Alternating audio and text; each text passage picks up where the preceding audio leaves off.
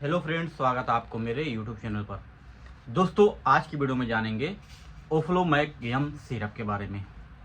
दोस्तों, जो ओफ्लोमैक सिरप है ये छोटे बच्चों में यूज किया जाता है और ऐसे छोटे बच्चों में यूज किया जाता है जिनको डायरिया बार बार होता है, यानी टॉयलेट बार बार होती है।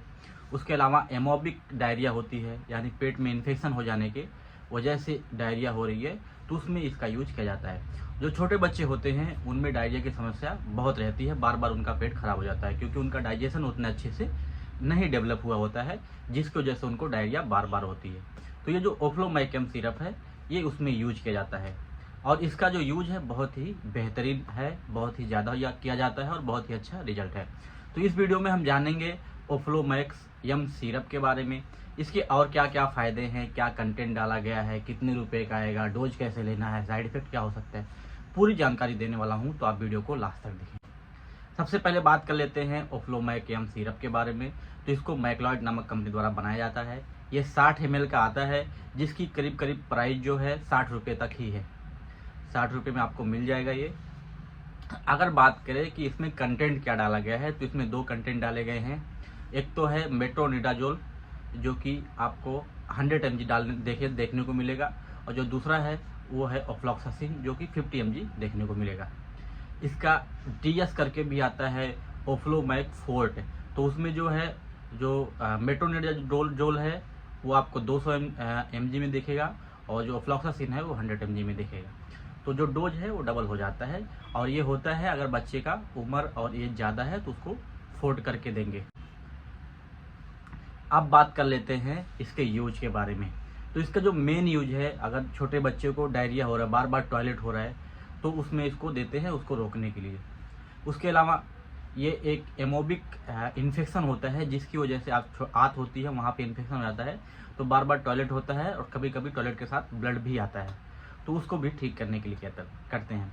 एक डिसेंट्री होता है जिसको हम पेचिस बोलते हैं, बहुत पतला रहता है, बहुत बार बार रहता है, छोटे बच्चों में ये भी होता है, तो उसको भी दूर करने के लिए यूज किया जाता है।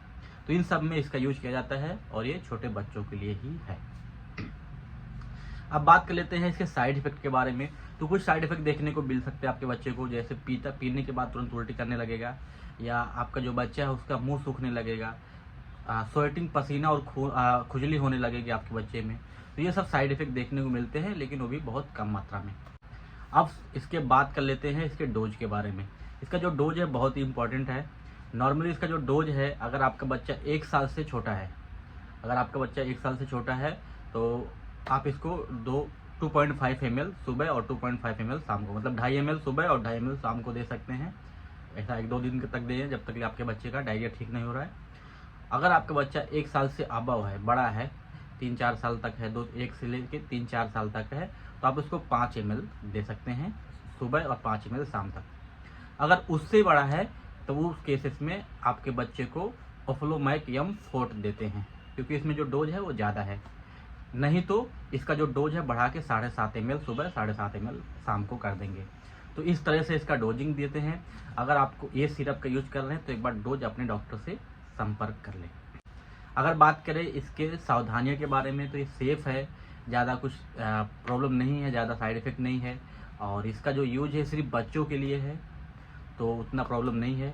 तो जिन लोगों को या जिनके घर में बच्चे हैं, ये सिरप आप ज़रूर रखें। उनको जब भी डायरिया हो तो आप पिला सकते हैं। इसके साथ जिंक भी दे, प्रोबायोटिक भी दे, ये सब यूज के लिए होता है। तो दोस्तों, ये पूरी जानकारी थी ओफ्लोमैक सिरप की। आई होप मैं आपको समझा पाया हूँ। आज की वीडियो में इतना ही, मिलता हूँ अगली।